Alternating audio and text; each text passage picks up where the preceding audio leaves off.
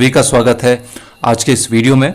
और हम आज के इस वीडियो में हम बात करने वाले हैं बर्ट्रैंड रसल के लिखे गए ऐसे the functions of a teacher के बारे में। अब टीचर का क्या फंक्शन होता है, इस छोटे से वीडियो में मैं इस लंबे ऐसे के कुछ पॉइंट्स को सारांश में बता दूंगा। थोड़ा थोड़ा कवर करेंगे, अदर बहुत लंबा हो जाएगा। तो हम स्टार्ट करते हैं, टीचर का फंक्शन क्या होता है। अब देखिए, टीचर का एक फंक्शन तो ये होता है जो आप भी जानते हैं, मैं भी जानता हूँ, सभी जानते हैं। जो कभी स्कूल नहीं भी गया होगा या जो जा रहा है नहीं जाना चाहता है उसको भी पता है कि वो टीचर का एक काम तो यही है कि वो आया है क्लास में, उसके पास कुछ नॉलेज है जो बच्चे के पास नहीं है। अब बच्चे को समझा देगा कि ये है, किताब में ये लिखा है, इसको समझ जाओ। तो ये इन्फॉर्म का आदान प्रदान हो रहा है, गिव एंड टेक हो रहा है। तो एक फंक्शन तो ये हो गया।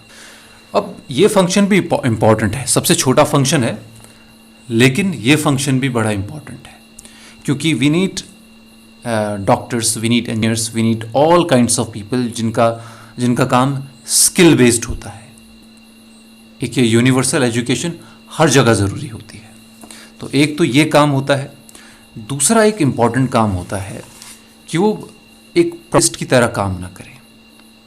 प्रोपेगेंडिस्ट का मतलब होता है कि उसके दिमाग एजेंडाज हैं, वो किसी क्लास में एक फिक्स्ड माइंडसेट के साथ आया है और इस फिक्स्ड माइंडसेट की वजह से वो दो चीज़ें नहीं कर पा रहा है। एक तो होती है कि जो नेचुरल ग्रोथ होती है स्टूडेंट की, और एक फ्री इंक्वायरी। अब फ्री इंक्वायरी करेगा तो ही नेचुरल ग्रोथ होगी, लेकिन अगर पहले से ही बोल दिया कि ये ठीक वो गलत, यही मेथड यूज़ करना तभी मार्क्स दूंगा, यह करोगे तभी ठीक होगा, तो इस चीज़ से बच्चे का माइंड ही फिक्स हो जाता है। बच्चा फिर आगे सीखना नहीं चाहता है। लेकिन अगर वो प्रोपेगेंडिस्ट की तरह नहीं, एक टीचर की तरह काम करेगा, तो बच्चों के सवालों को पूछने के लिए और उत्साहित करेगा कि please as many questions as you can. Why? Because it will lead to free inquiry and free inquiry will lead to natural growth. और नेचुरल ग्रोथ से क्या होगा, जो बच्चों के जो दिमाग का विकास के साथ साथ उनकी आत्मा का, उनके जो सीखने की इच्छा है, दुनिया को देखने की इच्छा है, जानने की इच्छा है, वो हमेशा रहेगी। अगली चीज़ है, देखिए, एक छोटे बच्चे में बहुत सारी संभावना होती है। उसमें इतनी संभावना होती है कि उसके लिए हर चीज़ एक इंटरेस्ट का विषय होती है। आगे चल के तो स्पेसिफिक हो जाता है, किसी को स्पोर्ट्स में इंटरेस्ट होता है, किसी को पढ़ाई में होता है, किसी को किसी में नहीं है। तो टीचर का एक फंक्शन ये भी है कि वो बच्चे के सामने जितने भी दरवाजे हैं आगे बढ़ने के, उनको खोल के रखते हैं। क्योंकि जो उनकी इम्पल्स है, बर्ट्रैंड रसल ने एक यूज़ किया, काइंड इम्पल्स, क्रिएटिव इम्पल्स।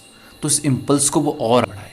अच्छा बच्चे इसमें इंटरेस्ट है, या ट्राई दिस, या गो टू दिस, बजाय इसके कि इसको करके क्या फ़ायदा होगा, इसको करके तो तुम कहीं नहीं पहुंचोगे, इसका तो स्कोप ही नहीं है, ये इसका स्कोप है, इसको करो, इसको छोड़ो।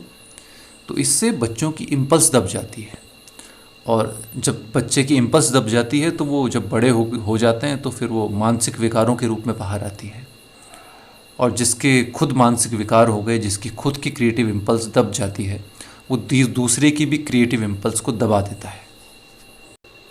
अगला फंक्शन है कि जो हमारी सिविलाइजेशन है, सिविलाइजेशन का मतलब क्या होता है। देखिए, सिविलाइजेशन के दो मतलब होते हैं, एक नॉलेज एंड इमोशन।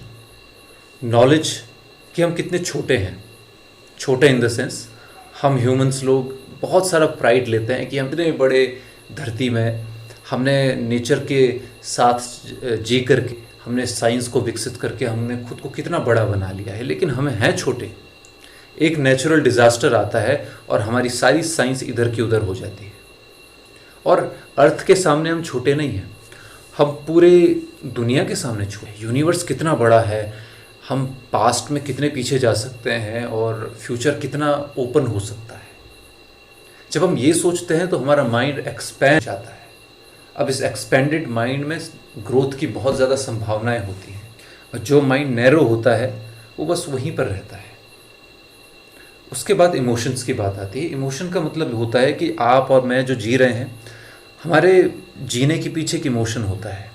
चाहे वो लव हो, चाहे वो एंगर हो, चाहे वो लस्ट हो, चाहे वो ग्रीड हो, चाहे वो हंगर हो, किसी एक इमोशन की वजह से हम जी रहे हैं, उसी के बेस्ड पर हम समाज में अच्छा या कुछ बुरा काम कर रहे हैं।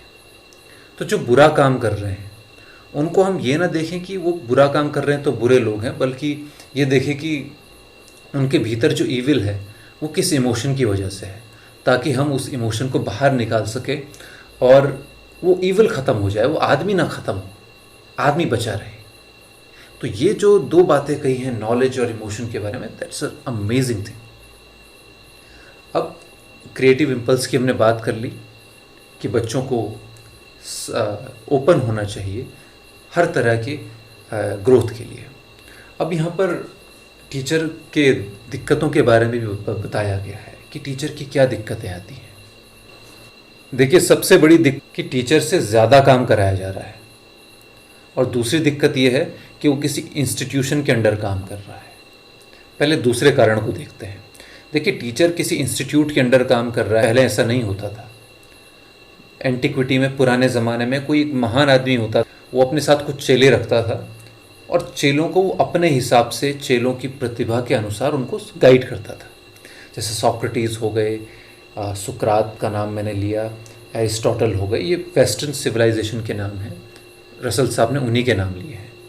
लेकिन उसके बाद क्या हुआ, कभी चर्च के अंडर आ गया, अब इंस्टीट्यूशन के अंडर आ गया, तो इससे टीचर की जो इंडिपेंडेंस है पढ़ाने की, वो छिन गई है।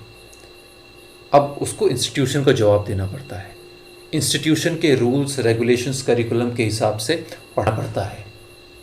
अब टीचर भी चेंज करना चाहता है, पर क्या करें, नहीं करें। ऊपर से उसको बहुत ज़्यादा काम दे दिया है।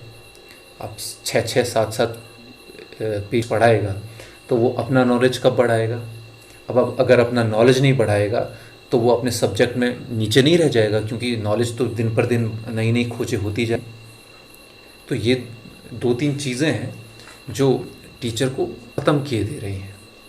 और सबसे बड़ी ज़रूरत तो ये है कि सिलेबस और एग्ज़ाम से परे हट करके गवर्नमेंट जो भी रूलिंग कह सकते हैं रूलिंग बॉडी है, उसको टीचर को बहुत ज़्यादा इंडिपेंडेंस देनी पड़ेगी, तभी वो अपने फंक्शंस कर पाएगा। अब किसी टीचर के दिमाग में प्रेशर है कि उसको अगली क्लास में अभी पहुंचना है, उसको ख़त्म करना है, एग्ज़ाम ड्यूटी है, ये चीज़ें हैं, वो चीज़ें हैं, तो वो बच्चे की क्रिएटिव इम्पल्स पे कैसे ध्यान देगा, क्योंकि उसकी खुद की क्रिएटिव इम्पल्स दबी हुई है। तो टीचर बहुत ही सताया हुआ कह सकते हैं प्रोफेशन है आज के युग में, और उसको खुला छोड़ना ज़रूरी है ताकि वो बच्चों के लिए काम कर सके। तो I hope I made in this video few things clear to you, and if you really like this video, please do like and subscribe. Thank you so much.